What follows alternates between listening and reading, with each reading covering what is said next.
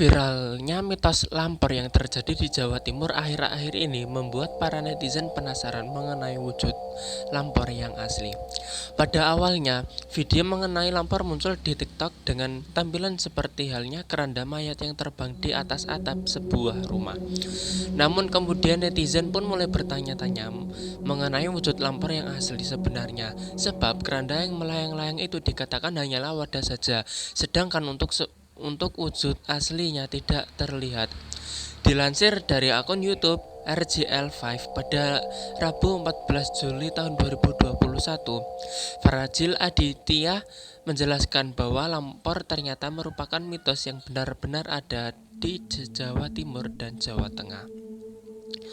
Dalam videonya, Fajril pun mengemukakan pernyataan sejarawan asal Malang, Dwi Cahyono, yang mengatakan bahwa isu setan semacam itu marak terjadi di Jawa Tengah dan Jawa Timur sampai pada tahun 1960-an. Hantu itu juga sering dikaitkan dengan keberadaan sebuah wabah bencana. Dikatakan setan itu muncul manakala banyak terjadi wabah penyakit pada masa lalu. Jika ia datang, orang bisa mati dalam tidurnya. Fajril pun menyebutkan sosok itu adalah sosok yang tercipta dari kabut yang menggumpal dan membesar sedemikian rupa. Kabut yang akhirnya membentuk sosok badan besar tinggi, ucapnya. Sosok tersebut juga dikatakan memiliki mata yang bercahaya merah. Dengan matanya yang merah, lanjutnya Fajril, sosok tersebut akan mengulurkan tangannya yang besar ke arah kepala orang yang ingin ia jadikan sasaran. Kemudian orang arwah tersebut akan seketika ia ambil. Dan mitosnya, jika ada ketukan pintu antara jam 2 sampai jam 3 pagi, jangan kalian buka. Kalau kalian sengaja membuka atau mengintip dari jendela, maka kalian akan mati saat itu juga. Guys, apa sih tanda-tanda kalau misalkan ada lampor di tempat kalian? Mitosnya banyak yang percaya kalau misalkan ada lampor menimbulkan suara gemuruh. Suaranya berasal dari iringan kereta kuda dan derap kaki pasukan. Bahkan lebih merindingnya, banyak masyarakat Jawa yang mempercayai bahwa itu adalah pasukan Nyi Roro Kidul. Dan juga mereka yakin kalau misalkan lampor itu disertai dengan wabah penyakit. Biasanya lampor juga mencari korbannya di bulan Sapar pada malam hari. Tentang keranda terbang di Malang cukup antusias, maka Mbah perlu melakukan sebuah investigasi mendalam tentang pagebluk yang melanda beberapa wilayah di Indonesia. Ada yang mengatakan ada di Malang, ada yang mengatakan ada di Madura, dan ada beberapa yang mengatakan di Jawa Tengah. Sebenarnya pagebluk itu apa? Dan seperti apa dampak mengerikannya?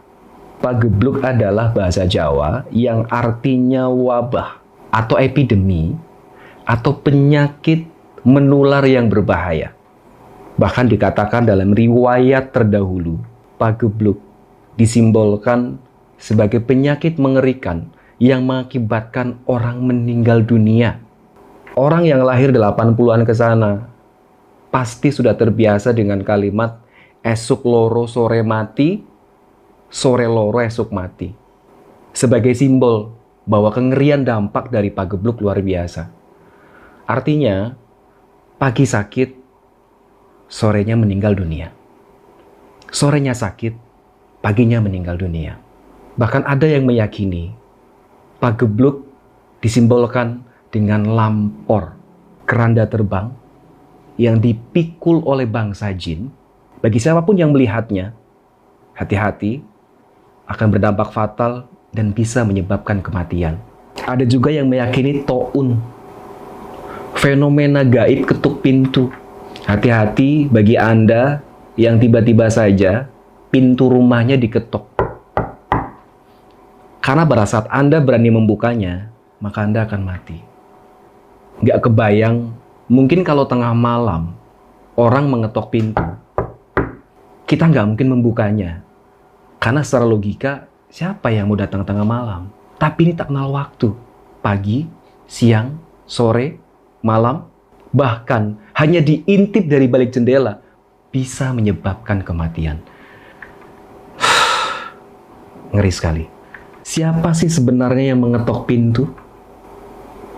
Malaikat atau jin? Wallahu a'lam bishawab. Karena kalau berbicara bahwa yang mengetok pintu jin, logika manusia yang beragama, jin tidak punya kuasa untuk mencabut nyawa. Malaikatkah? Nah, ini yang sampai detik ini menjadi sebuah misteri. Kalau dari pengalaman Mbak Mijan, dari mata batin Mbak Mijan, yang mengetok pintu atau penampakan keranda terbang adalah sebuah simbolik bahwa kita, manusia, harus waspada.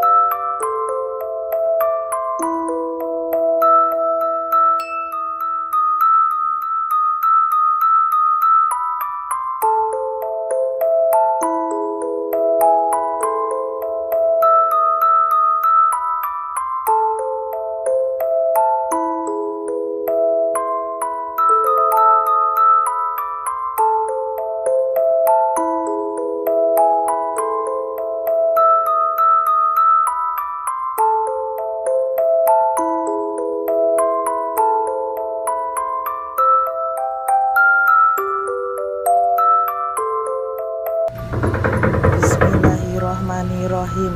Allahu la ilaha illa huwal hayyul qayyum.